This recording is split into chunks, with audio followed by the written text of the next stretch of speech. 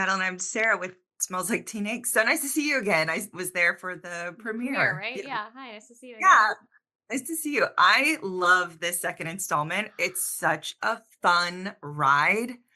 There's no slump. You worry with sequels that there's going to be like a weird slump, and not at all. And I just have to compliment you because not only are you like have solidified yourself as a fantastic final girl, I'm obsessed with your single salty tear. Like you are like the queen. I just like could not. I'm like I can't. It's so good. I love it. Thank you. I'm Uh, so glad you got to see it. That's so nice.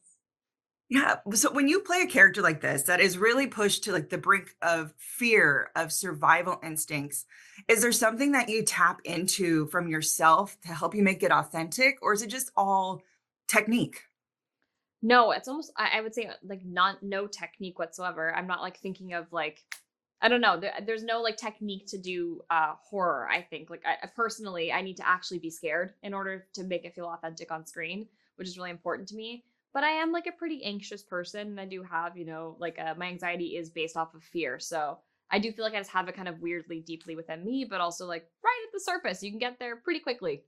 Absolutely. Did you have moments where you were like, this just got really real You for know you? what? Yeah, in movie three, there's a scene that's really, really brutal, and I needed to take and I typically wouldn't ask for time after a scene because there's just no time on set ever. But I really needed like a solid 30 minutes. I had a pretty bad panic attack during movie three.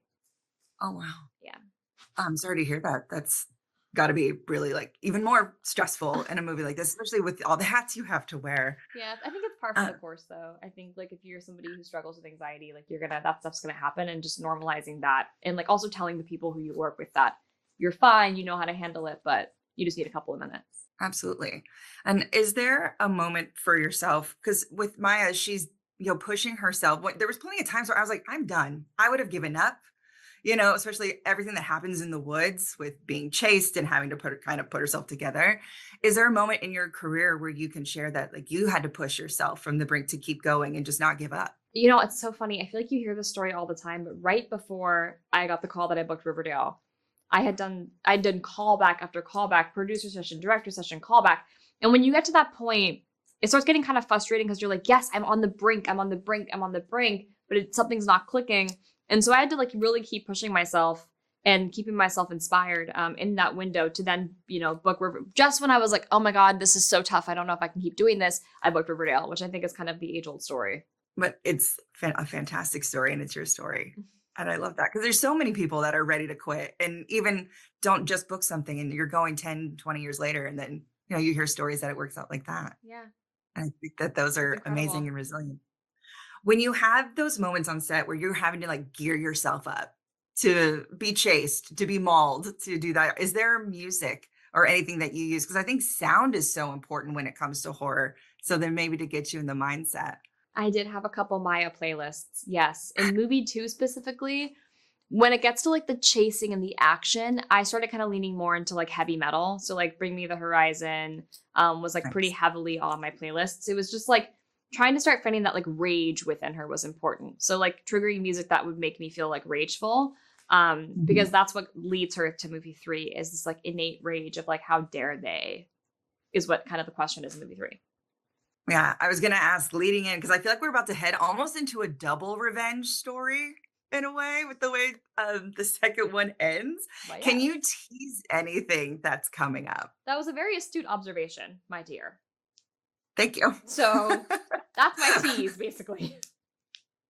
You're like, you paid attention, Sarah. I Good like job. that. And then may I add to your anger playlist, Black Veil Brides? They're Oh, one they're of on my there. favorite.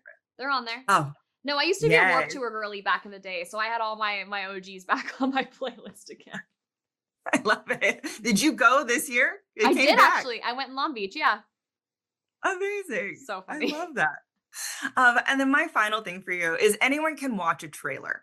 So, but I want you to tell everyone why they need to go see The Strangers Chapter 2 in theaters, because I think horror is so important to see in a theater. This film in specific to theaters is that, I mean, I sat and did sound mixing for so long on this movie, and we specifically placed every sound you hear in certain speakers in the room. The theatrical experience is the experience for this movie. It's so big. It makes you really immersed in the world. And in general, why you should go see this movie is because It is a strangers movie you've never seen before. It is such a fun popcorn horror movie. You will be on the edge of your seat the whole time. And it gets you into a really great place to go watch chapter 3, which is like the craziest turn of events ever. Oh, at the end of this one, I was like, I have to wait another year? Hopefully not, Lionsgate. Hopefully not another year, because we are done with movie 3. So hopefully.